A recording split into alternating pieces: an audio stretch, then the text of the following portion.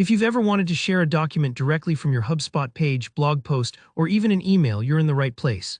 Today, I'll walk you through, step by step, exactly how to attach a document so your visitors or contacts can easily access what you want to share. By the end of this tutorial, you'll be able to confidently link up any file, like a PDF, spreadsheet, or brochure, making your HubSpot content more helpful and interactive. Let's dive in together. First things first, you'll want to get to the right spot where your content lives in HubSpot.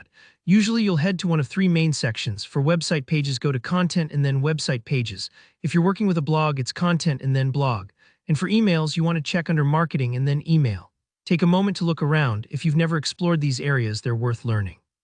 Find the specific page, blog post, or email you want to edit. I know sometimes with many items it can take a second to spot the right one, especially in larger accounts, so don't rush. Once you've found your target, click into it so you're in edit mode.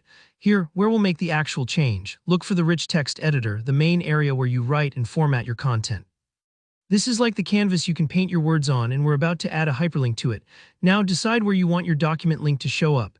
Maybe there's a phrase like download our brochure, or perhaps you want to create something new and clear such as click here for product specs. Highlight the text you want to make clickable. If you haven't typed it out yet, just add a short descriptive sentence. Selecting the right text is important. It guides your readers directly to the resource you're offering, making the experience smooth and intuitive.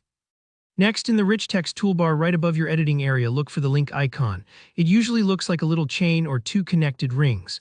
Clicking this icon tells HubSpot, I want this text to lead somewhere.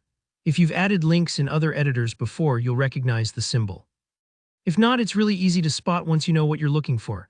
This part's especially important. You'll be asked what kind of link you want to create. Here, choose the option that lets you link to a file for HubSpot. That's typically linked to file or sometimes file download. If you're using an older template or editor layout, the wording could be slightly different, so don't stress if you see a variation.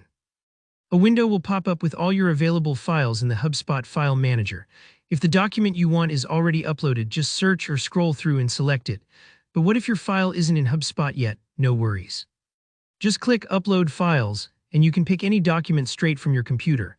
Sometimes this part takes a moment while the file uploads, especially with larger documents, so be patient if you see a progress bar.